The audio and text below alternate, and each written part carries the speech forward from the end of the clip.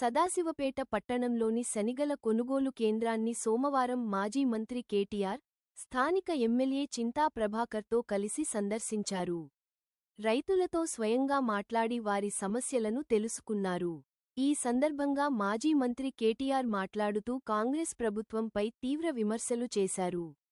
రాష్ట్రంలో రైతులను తీవ్రంగా ఇబ్బందులకు గురిచేస్తున్నారని ఆరోపించారు. శనగ పంట కొనుగోలు నెల రోజులు గడిచిన ప్రారంభం కాలేదని ఆరోపించారు. రైతు భరోసా సరైన విధంగా అందలేదని, అన్ని పంటలు కొనుగోలు చేస్తామని చెప్పి మోసం చేశారని అన్నారు. కేసీఆర్ హయాంలో 11 సార్లు రైతుబంధు ఇచ్చారని గుర్తు చేసిన ఆయన, ప్రస్తుతం రాష్ట్రంలో ధాన్యం కొనుగోలు మందగించాయని, 95 లక్షల మెట్రిక్ టన్నుల లక్ష్యానికి గాను కేవలం 9 లక్షల మెట్రిక్ టన్నులు మాత్రమే కొనుగోలు చేశారని పేర్కొన్నారు.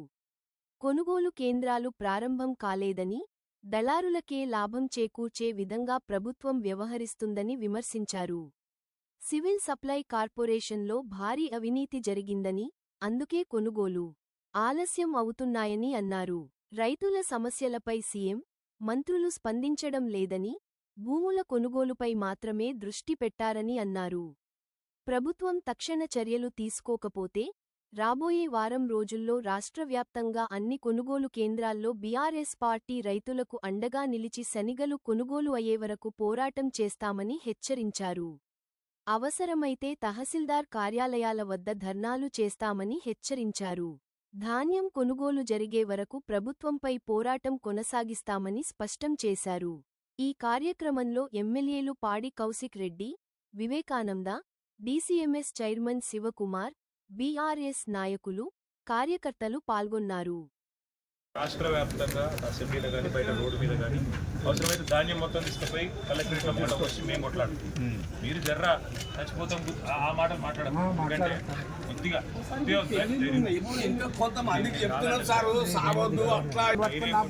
బతికితేనే కొట్లాడితేనే మనకు కావాల్సింది వస్తుంది. మీ తరఫున కొట్లాడుతుంది కేసీఆర్ సార్ ఉన్నాడు, మేమున్నాం, అందరం కూడా రోడ్లు ఎక్కువ కూర్చుంటాం. మీరు ధైర్యంగా ఉండదు. ఒక 10 రోజులు గవర్నమెంట్ను ఆగమాగం చేస్తేనే దిగొస్తాడు వాడు. కాబట్టి మేము కొట్లాడతాము, మీరు కొద్దిగా ధైర్యంగా ఉండరు. అవసరమైతే ప్రభాకరాన్ని ఇక్కడ మీతో కలిసి వచ్చి ఆడ కలెక్టరేట్ కూడా మొత్తం శనిగాయలు జొన్నలు మొత్తం పోసి కూర్చున్నాం. ఇక్కడ ఎవరు కొనేదాకా పెడతాం సార్. రైతుకు మాత్రం కష్టాలు పెడుతుంది సార్ ఈ ప్రభుత్వం. మే 18 తారీఖు వస్తే రోహిణి కార్తీ నూతనంగా వరి నాట్లు వేసుకొని నారు పోయాలి. రైతులు కొత్త పనులు షురూ చేయాలి. రైతు బంద్ చేయలేడు, ఉన్న పంట కొనుగోలు చేయలేడు. దుక్కి ఎట్లా చేస్తాడు సార్ రైతు? ఓన్లీ వరి కొనుగోలు చేయలేకపోవడానికి కారణం సివిల్ సప్లైస్ కార్పొరేషన్లో జరిగిన కుంభకోణం. వాళ్ళ సివిల్ సప్లైస్ కార్పొరేషన్ సంస్థ 1,06,000 కోట్ల అప్పుల పాలైంది. ఆ అప్పుల పాలైపోయి ఇవాళ ఆ సంస్థకు ఎన్పిఏగా డిక్లేర్ అయిపోయి, ఆ సంస్థకి ఎవడు బ్యాంకులో పతారు లేదు, నాన్ పర్ఫార్మింగ్ అసెట్ అయిపోయింది. అందుకే మరి అలా సంస్థకి వెళ్ళి పైసలు ఉడతలేవు. కాబట్టి ఇవాళ సెంటర్లు తెరిచే పరిస్థితి లేదు. రేవంత్ రెడ్డి ప్రభుత్వం చేసిన కుంభకోణం సివిల్ సప్లైస్ కార్పొరేషన్లోనే దీనికి ప్రధాన కారణం.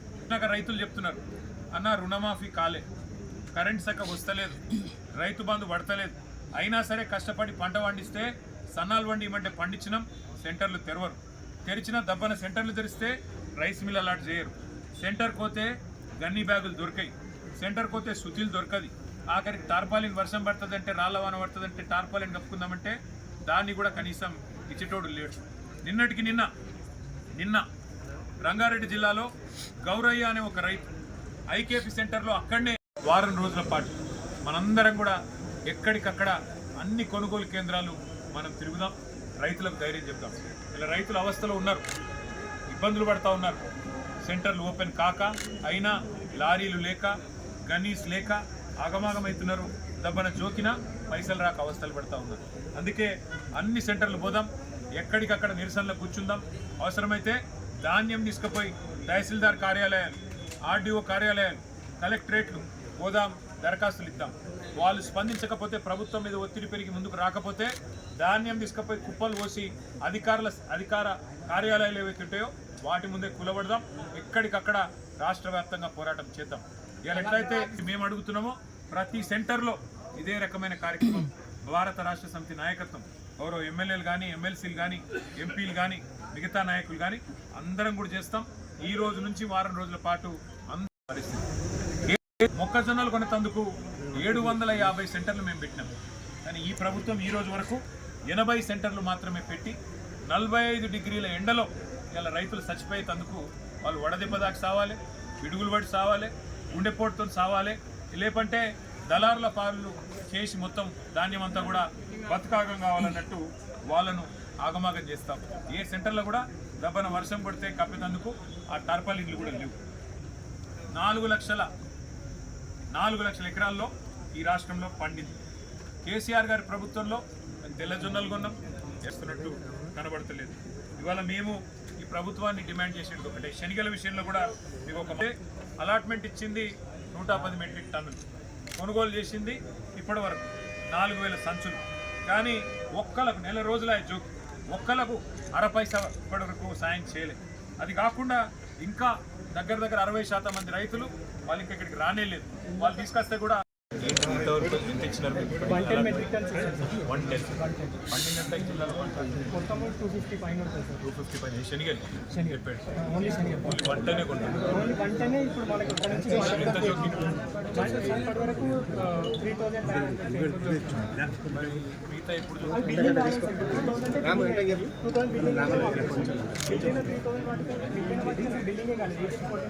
పైసలు కూడా పడలేదు నెల రోజులు. మీ చేతులు ఏముంటుంది? కోటానే 23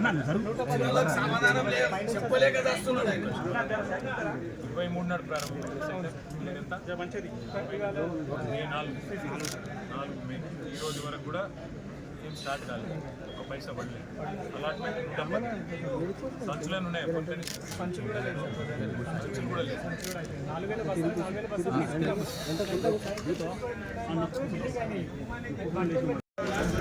మా అన్న సంగారెడ్డి చింతా ప్రభాకర్ గారు, నేను సంగారెడ్డికి వస్తున్నాను తెలియదు.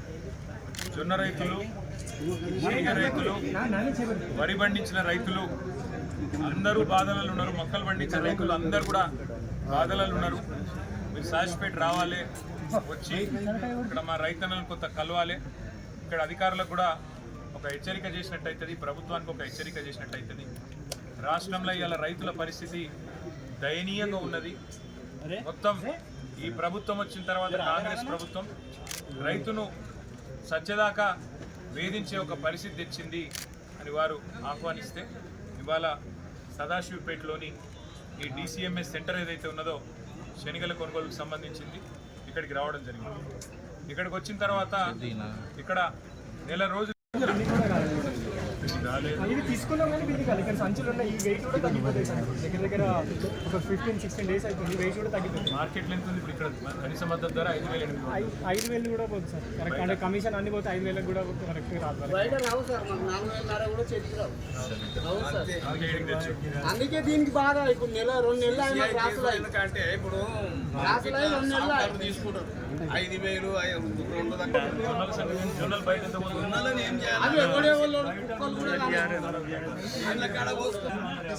బయట ఎంత పోతుంది? 1,500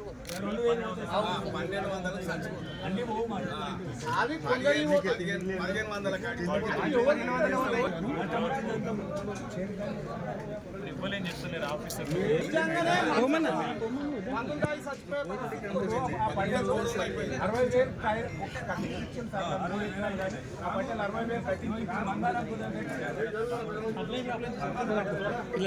వరి గుప్ప మీద అక్కడనే చచ్చిపోయిన పరిస్థితి. మహబూబాబాద్లో వెంకన్న అనే రైతు ఒకటే రోజు, నేను చెప్పేది ఒకటే రోజు నిన్నడు. మహబూబాబాద్లో వెంకన్న అనే రైతు నిన్న సెంటర్లో కూర్చొని ఆఖరికి వానబడేటట్టుంటే అటూరికి ఇటూరికి ఆ టార్పాలిన్ కప్పేందుకు ఆయన మరి పంటను కాపాడుకునేందుకు ప్రయత్నం చేసి అక్కడికక్కడ పిడుగుపడితే సెంటర్లోనే ఆ వెంకన్న గారు కూడా చచ్చిపోయింది. అంటే ఇవి ఖచ్చితంగా ప్రభుత్వం చేస్తున్న హత్యలు. ఇవి ఖచ్చితంగా ప్రభుత్వమే రైతులను వాళ్ళను సంపేతందుకు వాళ్ళకు ఊపిరి లేకుండా చేస్తున్న ప్రయత్నంగా కనబడతా ఉంది. నేను అడుగుతున్న ముఖ్యమంత్రి గారిని, ఒక్క సెంటర్ అయినా చూసినావా? పోయినావా? నీ మంత్రులు ఒక్క సెంటర్ కన్నా పోయినరా? ఎక్కడో పోయి రిబ్బన్ కటింగ్లు అన్నట్టు పోజులు కొట్టుడు తప్ప కొనుగోలు ఎట్లయితున్నాయి, పైసలు పడుతున్నాయా లేవా, జోపుతున్నరా లేదా, 5-6 కిలోల తరుగు ఒక్కొక్క మరి సెంటర్లో ఇవ్వాలా మీరు చూస్తే. ఆ రోజుల్లో రేవంత్ రెడ్డి గారు చాలా మాట్లాడింది, కానీ ఇవాళ ఒక్కొక్క సెంటర్లో ఒక్కొక్క రైతు ఇబ్బంది పడతా ఉన్నాడు, అవస్థలు పడుతుంటే ఒక్క మంత్రి పత్తా లేడు, ఒక్క ఎమ్మెల్యే పత్తా లేడు, ఎక్కడో అక్కడ తప్పించుకుంది. టైంలో ఇంకా రైతు బందే మొత్తం పడలేదు. 1-2 కాదు, రాష్ట్ర వ్యాప్తంగా కనుక మీరు చూసినట్టయితే ప్రభుత్వం యొక్క ఆలోచన ఒకటే కనబడతా ఉంది. ప్రభుత్వం ఏమనుకుంటుందంటే అసలు ఈ జోకుడు కొనుడు ఇవి బంధు పెడితే మరి మద్దతు ధర ఇచ్చే బాధ తప్పుతుంది, బోనస్ ఇచ్చే బాధ తప్పుతుంది, లేకపోతే జోకితే కొంటే మళ్ళీ రైతుకు పైసలు ఇవ్వాలి, మళ్ళీ రైతు కోపానికి వస్తాడని చెప్పి ఇవాళ మొత్తంగా ఎక్కడ కొనుగోలు చేయకుండా తప్పించుకునే ప్రయత్నం చేస్తూ ఉన్నది. మొత్తం అన్ని పంటలు ఇచ్చిపెట్టినారు. అన్ని వరి, మొక్కజొన్న, అదేవిధంగా తెల్లజొన్న, శనిగలు, రాష్ట్ర వ్యాప్తంగా ఏ పంట కొనుగోలు కూడా సరిగ్గా జరగడం లేదు.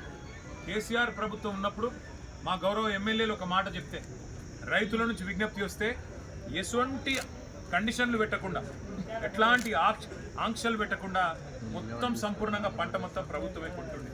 కానీ ఇవాళ పరిస్థితి ఈ యాసంగి సీజన్లో 95 లక్షల మెట్రిక్ టన్నుల వరి కొనుగోలు చేస్తామని చెప్పి ప్రభుత్వం చెప్పింది. కానీ ఈ రోజు వరకు